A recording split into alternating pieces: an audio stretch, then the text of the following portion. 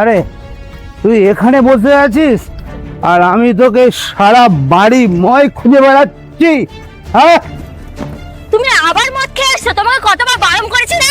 বেশ করেছি, মদ খেয়েছি। তোর বাপের পয়সায় মদ খেয়েছি আমি। কি? তুমি আমার বাপ তুললে? আবে চুপ কর চরিত্রহীন মেয়ে ছেলে।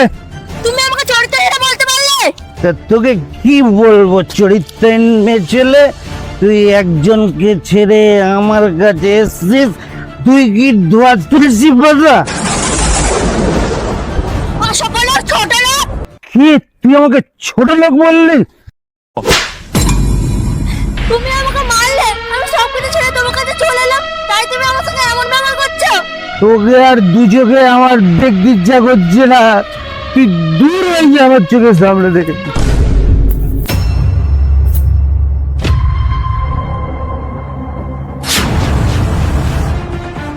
তুই বহুত নাকামো করছিস বুঝলি তো। তুই পড়ে থাক এখানে, আমি চলে যাচ্ছি। থাক এখানে পড়ে।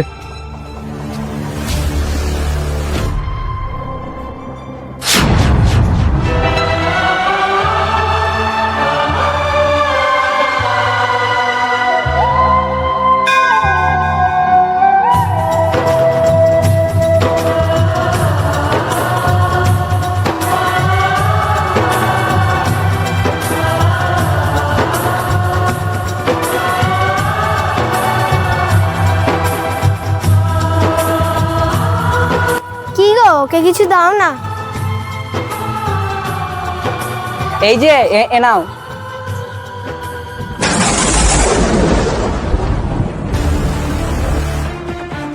কি হলো, তুমি এরকম ছিটতে গেলে কেন? এটা চেনা চেনা লাগছে। আচ্ছা, এর বিষয়ে কিছু বলতে পারবেন? ও একটা নচ্ছার মেয়ে।